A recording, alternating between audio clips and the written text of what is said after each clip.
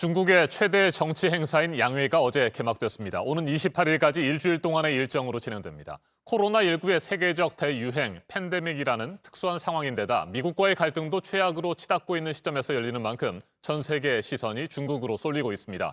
대만과 홍콩에 대한 중국 정부의 대책도 주목되는데 앞서 전해드린 대로 홍콩 국가보안법을 홍콩 의회 대신 직접 제정하겠다는 방침이어서 파장이 커지고 있습니다. 중국 전문가인 강준영 한국외대 국제지역연구센터장 자리에 함께했습니다. 어서 오십시오. 네, 안녕하세요. 네, 교수님. 일단 홍콩 국가보안법에 대해서 좀 살펴보죠. 네. 중국 정부가 왜 홍콩 의회 대신에 직접 국가보안법을 제정하겠다고 나서는 겁니까?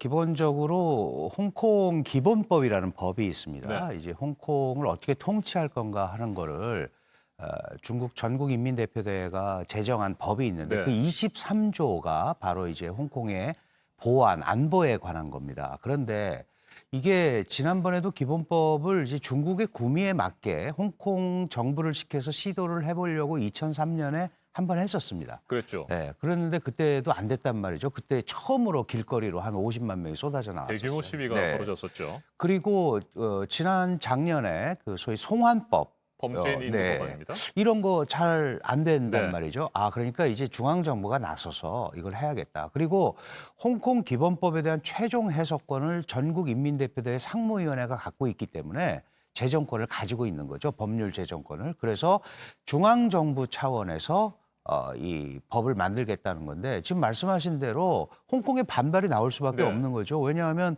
일국양제에 의해서 자치를 보장한다고 해놓고 이렇게 중앙정부가 직접 나서서 그리고 일국양제가 2047년까지인데 23년 지난 이 시점에 완전히 홍콩을 중앙정부 통제하에 두려는 것 아니냐 이런 것 때문에 지금 홍콩이 굉장히 복잡합니다. 그리고 6월 4일이 천안문 사태가 일어났던 날인데 그 기념식까지 하면서 다시 한번 후폭풍이 상당히 커질 수밖에 없는 그런 상황이 될 것 같습니다. 네. 그렇다고 한다면 말이죠. 홍콩의 모든 법률들을 홍콩의 의회인 입법회가 아니라 중국의 전인대가 제정할 수 있는 겁니까?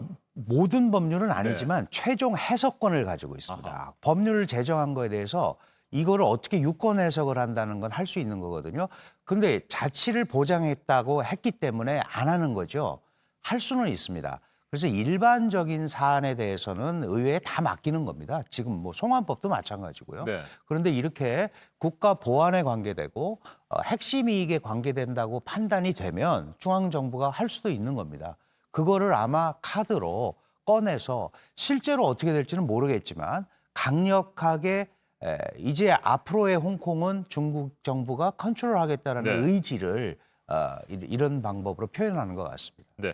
범죄인 인도 법안 못지않게 홍콩 시민들의 반발이 아주 거셀 것 같습니다. 네, 대단할 상황으로 갈 수 있습니다. 근데 이게 이제 홍콩에 원래 홍콩 정부가 있지 않습니까? 지금 캐리람 장관의 이 홍콩 중앙정부가 홍콩 정부가 이걸 잘 컨트롤하면 되는데 실제로 작년에 이제 홍콩 송환법 과정에서 봤지만 중국 중앙정부의 입김에 의해서 계속 움직였단 말이죠. 네. 그러니까 홍콩 시민들은 지금 홍콩 정부를 신뢰하지 않죠. 그러다 보니 굉장히 이제 어려운 시민 운동도 어렵고 어려운 상태에 있는데 중앙정부가 다시 한번 이렇게 기본법을 다시 만들겠다 이러고 나온다면 아마 상당한 그 갈등이 예상이 되고 이 홍콩의 일국양제를 지키고 홍콩의 민주 자유 가치를 응원하는 대표적인 국가가 미국이란 말이죠. 네. 그러니까 지금 그렇지 않아도 미중 충돌 국면에 우리가 뭐 기술 패권, 무역 전쟁 뭐 여러 가지 얘기하지만 마지막에 오는 게 이제 이념과 가치 군사 충돌의 문제인데 이 홍콩은 딱 거기에 걸리는 문제거든요. 그러니까 전방위적인 미중 간의 충돌을 또 한 번 촉발할 수 있는 그런 사안이 될 것 같습니다. 네. 홍콩뿐만 아니라 대만과의 관계에 있어서도 미국과 중국이 항상 긴장하고 갈등을 그렇습니다. 벌이고 네. 있는 상황입니다. 네, 특히 대만 같은 경우는 최근에 미국 트럼프 대통령을 비롯해서 미국이 대만에 힘을 실어주는 네. 그런 모습을 보이고 있거든요. 차이잉원 총통이 5월 20일에 이제 재선에 성공해서 취임을 했습니다. 취임을 하면서 일국양제 받아들이지 않겠다라는 선언을 했어요. 그리고 모든 양안 교류의 시작 기본점은 92년에 맺은 중국은 하나다라는 이 전제가 있었습니다. 네. 그 이제 구이 컨센서스라고 하는데 이 부분에 대해서 중국은 대만이 그걸 받아들여야 교류가 된다 그러는데 그걸 또 거절했거든요. 그렇다면 지금 상황을 보면 대만은 미국을 등에 업고 아하. 한번 이 전선에서 그 중국과 뭐 힘대결은 아니지만 버티기를 할 가능성이 매우 높습니다. 어제 그 정치 협상 회의는 주로 이제 홍콩이나 대만 문제를 많이 다루는데 대만 문제를 한마디도 얘기하지 않았어요. 뭐 앞으로 뭐 대만 동포가 방문하면 환영하겠다 네. 이 말 이외에는 보통은 그 정치 협상회에서 그런 얘기를 많이 하는데 그래서 지금 대만 언론을 보면 왜 얘기를 안 했을까? 오늘 뭐 전인대에서 또 새로운 거 나오는 거 아닌가? 뭐 이제 이런 것 때문에 굉장히 긴장을 하고 있는데 어쨌든 대만을 중국은 미국은 카드로 써서 대만을 카드로 써서 중국을 견제하는 그런 우리가 뭐 이전에 대만은 미국에 떠 있는 항공모함이다. 뭐 이제 이런 네. 얘기를 많이 했었거든요. 그런 흐름으로 지금 만들고 있는 것 같습니다. 알겠습니다. 어제 개막된 중국 양회에 대해서도 본격적으로 좀 살펴보도록 하죠. 해마다 3월 초쯤에 열리잖아요. 네네. 그런데 이번에는 코로나19 사태 때문에 2달 정도 지금 늦춰지는 상황인데 이번 양회에서 가장 주의 깊게 봐야 할 부분이 뭔가요? 뭐 양회가 이제 2달 정도 늦게 갔는데 네. 아직도 사실 뭐 전 세계적으로 이 코로나 바이러스 사태가 진정되지 않고 있습니다. 다만 이제 중국은 이 코로나 사태를 완벽하게 제어할 수 있다는 걸 좀 대외적으로 과시하고 아하. 이 양회라는 게 기본적으로 한 해의 정치 일정을 시작하는 선언이거든요. 네. 특히 전국인민대표대회 오늘 하겠지만 국무원 총리가 정부 업무 보고라는 걸 합니다. 네. 이게 이제 시정 보고인데요. 올해 1년을 어떻게 하겠다. 이 시정 보고에서 주로 경제 성장률, 예산, 뭐 이런 부분들에 관한 그 얘기들을 한단 말이죠. 주로 이제 민생에 관한 얘기들을 많이 하고 다 그다음에 이제 뭐 외교 이런 얘기도 하지만 결국은 경제 성장률을 얼마로 할 건지 거기에 따라서 그 경제 성장률을 지키기 위한 경기 부양책을 어떻게 할 건지 전 세계가 지금 중앙 정부가 나서서 자금을 투입하고 있는 상황 아닙니까? 네. 그리고 예산을 어떻게 할 건지 적자 예산을 어느 정도 편성할 건지 뭐 이런 것들이 경기 회복과 관련해서 매우 중요합니다. 그래서 그런 부분들이 1차 포인트고요. 지금 말씀하신 홍콩 문제라든지 대만 문제가 어느 정도까지 다뤄질지.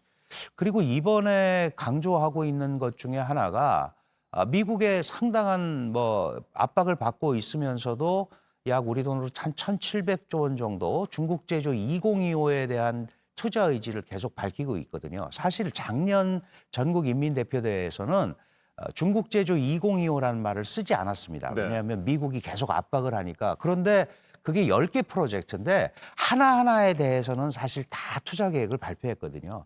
이번에는 그걸 좀 더 구체화해서 액수까지 발표를 한다는 거는 더 이상 이제 그런 부분에서 밀리지 않겠다. 기술 패권이든 미래에 그 미중 간의 각축에서 밀리지 않겠다. 이런 부분들이 아마 오늘 업무 보고에서 모습을 드러낼 거다. 이렇게 볼 수 있을 것 네. 같습니다. 어제 왕양 정엽 주석도 그렇고요. 중국 정치국 상무위원들 시진핑 주석을 중심으로 해서 굉장히 뭐 많은 성과들을 거뒀다. 이런 식으로 시진핑 주석을 띄우는 발언들을 많이 했잖아요. 네네. 이번 양회가 그렇다고 한다면 시진핑 주석의 체제를 더욱 공고히 하는 그런 계기가 될 수 있을 것으로 보세요? 당연히 그렇게 시진핑 주석은 그 방향을 잡을 겁니다. 왜냐하면 이 전인대 양회 열리기 전에 정치국 회의에서 사회주의 제도의 승리라고 표현을 했거든요.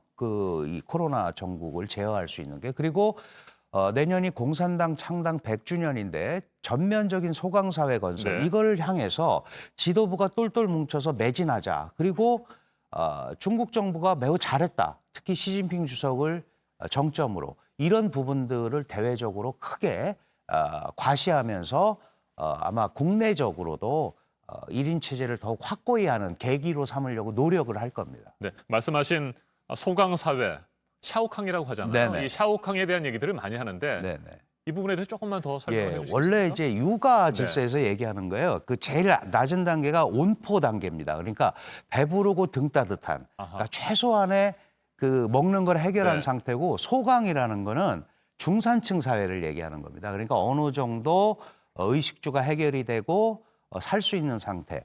그리고 나서 이제 마지막이 육아에서는 대동인데 네. 여기는 발달한 중등, 최고위 중진국에 간다는 게 원래 덩샤오핑이 원래 계획했던 건데 그 목표고, 그러니까 중산층 사회라고 하면 지금 이제 최소한 빈곤 계층을 최소화하고 국민소득을 네. 10,000불 정도 지금 상황에서는 가는 그런 사회를 달성을 하면 이제 선진국 또는 고위 중진국으로 진입하는 첫 단계가 된다는 거죠. 그거를 위해서 지금 애를 쓰는 겁니다. 네. 알겠습니다. 오늘은 여기까지 듣도록 하겠습니다. 강준영 한국외대 국제지역연구센터장이었습니다. 말씀 잘 들었습니다. 감사합니다.